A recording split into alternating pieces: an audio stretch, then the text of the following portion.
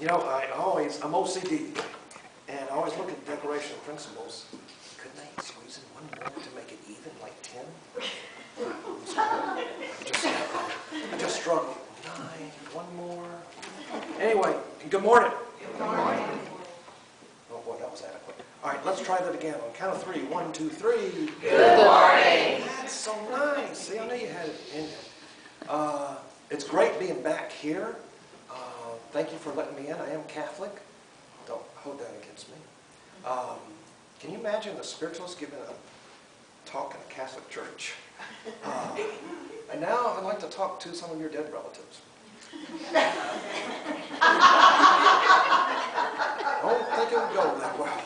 So, but thank you for that great introduction. It was awesome. And I know because I wrote it. And I snuck that. He's an awesome guy at the end. I actually wrote that to see if whoever was up here would say it. I did have a radio show on 96.5 FM, news, weather, traffic. I always have to add that in, news, weather, traffic. Before the Apollo group bought out a lot of Cox Media radio stations and TV. And it was a great experience, but with my ADD, I walk into the booth, there's 3 screens in front of me. Screen to the left was people would call in, and Patrick, the producer, would say, here's what they would like to talk about, or here's what they would like to connect. I never promised I could connect to just one individual person, but as you know, you all got metaphysical gifts, we try, right? Or if they just want a general reading. Screen in the middle was blank, which threw me off. OCD, should have been something on it. Screen to the right was text. People who didn't want to be on the radio, they would text questions. And I had headphones, I had Patrick and the right, and the advertisements, the commercials on the left.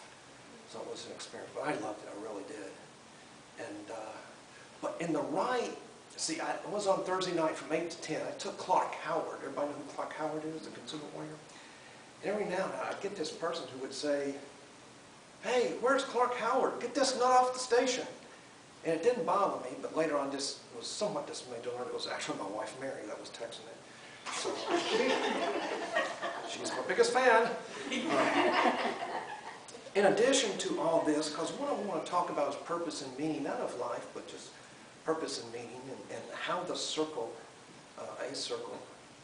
Although I was here last Sunday, I was amazed at the people in the circle. It's kind of like an isosceles triangle kind of form, but still, it was a gathering, and amazed at the gifts that the people had. I really was. Oh, look, it's 11:11. Good numbers. I want to talk about lessons that I learned in the circle, because unlike a lot of you, I didn't discover my gifts until later on in life, like in my mid-50s. I'm 66. I discovered them at 57, 58, and didn't know I had gifts. And first time we went to the circle, my wife and I, Annette runs a very, very successful house cleaning business, and she was cleaning our house and invited us, and we came, so please don't hold that against her. So Mary and I are sitting there, and if you know what I'm talking about, the leader goes into a trance mediumship, and he calls in his spirit guide Seraphina, and his face changes and voice changes, and Mary like, what the, and just fill in the blank, whatever word you want to use. But I attended that circle every week for 4 years. And so the first lesson that I learned from spirit, and I use God, from spirit kind of interchangeably, but I like to say spirit, was relax, allow, and trust. And I got to tell you, the trust part, I'm almost there. I'm still not quite there, because I came from a career in sales, and in sales you want to get it right. If you don't get it right, you lose a sale, right? And so I'm working on it. I'm about 97% there. But the relax and allow, but see, the trust, I said, okay, what does the Bible say? I think the Bible is one of the most unifying documents. It can also be one of the most divisive documents. It's no longer meant to read and be inspired. It's now used to settle arguments, create arguments. And as Christians, we don't have the clear path, but we think we do. Everybody has a path to the spirit realm. Doesn't, the spirit realm, we don't know. There's no division among religions, which is going to be a surprise to, I'm sorry. I'm speaking out to 9 members of my fundamentalists that are part of my audience. And so that was a big aha moment for me, was trying to relax, allow, and trust, to the point where we were used to seeing the trance mediumship. But you know, you go through 57, 58 years and you've never seen this. I have 17 pages. That was page 1, just in case you're wondering. So, well, what did I learn in the circle? See, I was here last Sunday in the circle. I would encourage you, and this is not I'm not selling the circle. Whatever you want to do, get with like-minded people, but not only like-minded people. I'm a big, big fan of Dr. Brian Weiss, if you're familiar with Brian Weiss. Many Lives, Many Masters. He has a conference every year in Fort Lauderdale. He just sells it out. There's thousands of people. And to look at his journey and the young woman that he led through the journey is incredible. And the Spirit's talking to this woman and said, don't just go to like-minded people. You know, I'm going to say this. You may be the only face of your metaphysical gifts that people will ever see. Think of it like that. I kind of borrowed that line from a retreat that I used to attend. And, I mean, you don't walk up to a stranger and say, hey, Grandma says hi, and then kind of walk away. It's probably not going to go well.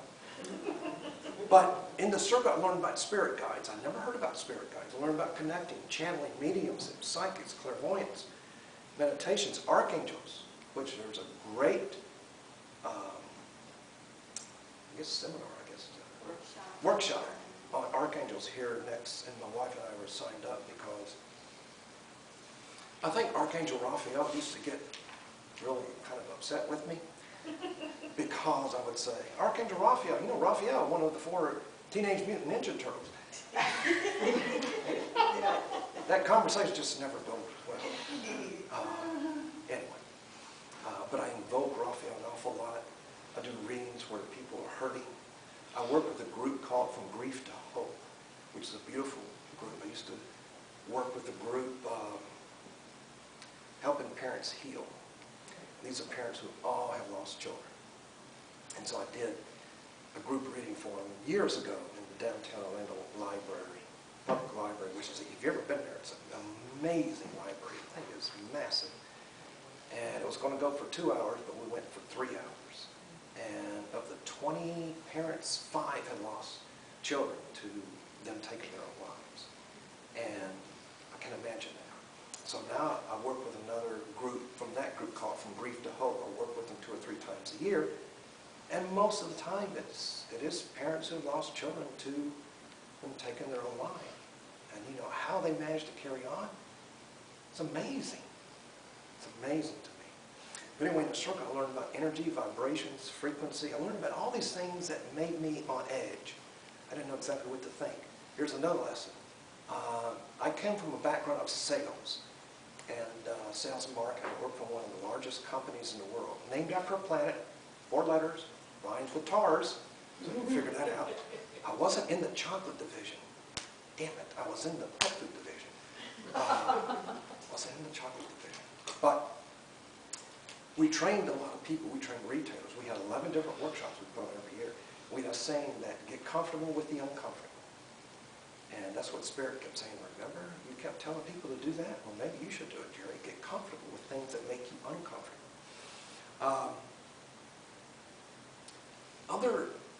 And the relax, allow, and trust was something Spirit gave to me. I say it before every reading. The other thing Spirit gave to me, because I couldn't clear my mind. I know people can do it. I have not mastered that. I have not mastered clearing my mind. Just clear your mind. And my wife always utters, well, that ought to be easy. I'm going, hey, wait a minute. Yeah. But, and so, think of this like, Spirit gave me this to, I would say, cleanse my thoughts, ease my fears, erase my doubts. Right? And we're human, so still some of that creeps in.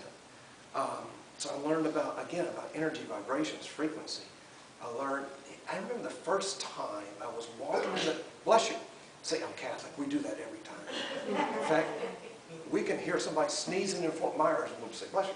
I remember the very first time in the circle I gave a message.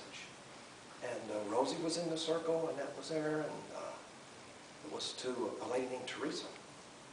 And the leader of the group said, Spirit wants you to give a message to Teresa. Now you can imagine this, because I'm kind of an idiot. I was squinting, closing my eyes, as if I can see more by squinting, closing my eyes. And all I was getting, ladies and gentlemen, was this dog tag in the shape of a heart. I went, oh, this is just the silliest thing. I said, okay. Jerry, what are you saying? I see a dog tag in the shape of a heart. Silence over the circle. I knew. My wife is a big Survivor fan, so I knew they were debating about kicking me off the island. I just knew it. Teresa, do you have anything to say to Jerry? Yeah, yesterday my dog was diagnosed with a heart condition. So, okay, there's something to this. So even the littlest things can mean a lot of great stuff. I also learned another lesson, don't compare your gifts. You know, I used to get really upset that I could have done so much good had I discovered my gifts earlier. You know, just think of all the good, I say I, you know, that's an ego stepping in. It's not me doing it. I'm a retired pet food salesperson. I really don't have, you know, expertise in a lot of this stuff. And so it's really Spirit working through us, right?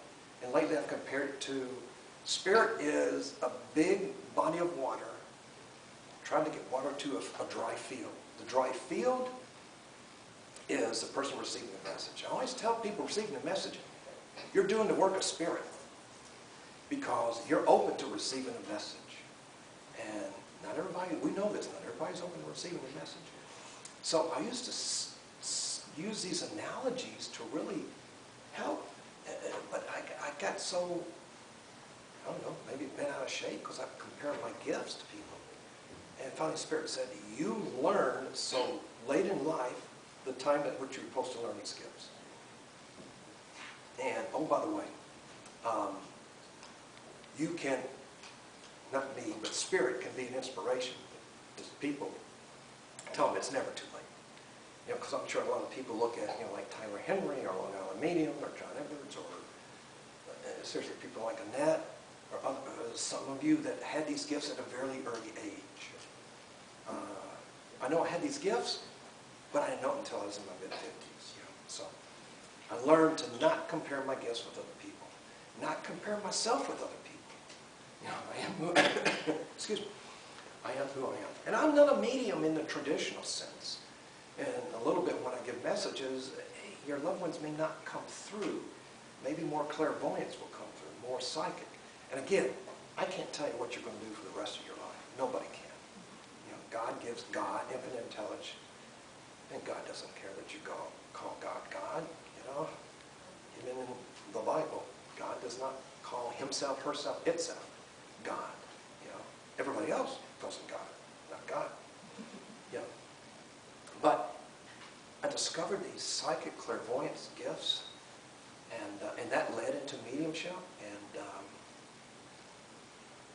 God, it's just been a blessing. It really has. It's tough.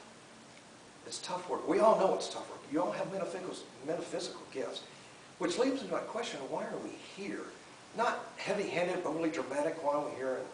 But I heard this, think of it this way. A lot of times people go to church looking for God. And could it be that God is looking for them? You don't have to go to church. I get that. I understand that. But the place of worship, community, anywhere there's community. I'm coming close to your favorite part of my talk, which is called the end. What else did I learn? To get comfortable with the uncomfortable. If you haven't noticed by now, I have ADD. I have a very short attention span. In school, I never learned to retain information. So if you can't retain information, it's really hard to study. I'd like to say in Fraser High School in Memphis, Tennessee, I was an outstanding C student. I mean, I took this, you know. And so when Spirit said, we want you to write a book, I said, okay, you're talking to the wrong person. I don't even like books. If I wrote it, I don't think I'd even like reading my own book. I don't like my wife because I can't, you know, I remember people going, Jerry, you know, you're like, read this book. It was Jaws, you know, one of the best sellers of all time. I went, oh, shark ate the woman. Oh, God, that's not going to lead to anything. I just can't maintain focus. Spirit said, And so I've written 2 of my books, and they're small. If you've got ADD like me, you can read a subchapter in 8, 9 minutes. Those of you who have my books. How many people have my books? What's wrong with the rest of you? Yes, my wife has a buy from Zulily or whatever. Zulily, is that what it's called? Anyway, Mary's the budget director. Thank God. So, meaning and purpose. I heard somebody say the meaning of life is discovering your gifts. The purpose of life is using those gifts. And we all have different meanings. We all have different purposes. By the way, young lady in the red, you know who I'm pointing to. No, right in front of me, I'm sorry. Because when I was in the hospital, I had 2 transplants, a heart and a kidney. And during the many operations I had, something happened back here with the cerebellum. And I like to say I'm just fine. No, I'm just kidding. But my memory is not as good as it should be. In fact, Tuesday I'm going for a cognitive test, which ought to be a hoot, 3 hours. I'm going to come to you about archangels. Spirit wants to talk to you about archangels. And I can't remember your name, I'm sorry. And that's okay. I would like to say it'll come to me, but it probably won't come to me. I just know the faces. When I was in the hospital, I had a whole list. I had a list over here of faces, a list over here of names, and I couldn't connect them. You know. But we have more, ladies and gentlemen, we have more than one meaning in life, more than one purpose. After I got out of the hospital, it wasn't doing more readings, it was doing more writing. I said to Spirit, well, this is the next book I'm going to write. It's going to take a couple of years. They went, no, we want you to go in this direction. I want you to write a book about the soul. I went, oh, it's a lighthearted subject. And there's a lot of great books out there about the soul. Gary Sukov, State of the Soul, is one of the best. And almost every day I've been writing 2 or 3 lines of this book. And now I have about 6 pages of single-space notes, which indicates that I'm on the right track. So purpose and meaning. You know, when I went to the circle this last Sunday, I experienced that equal exchange of energy that we've all been looking for since the pandemic, right? There's nothing like live bodies that you can feed off that energy. It's just amazing, which is why I like doing things like this. I like to do gallery readings. I can't get to everybody, which is frustrating for me. I try, but I just can't. By the way, this is the last page of the talk.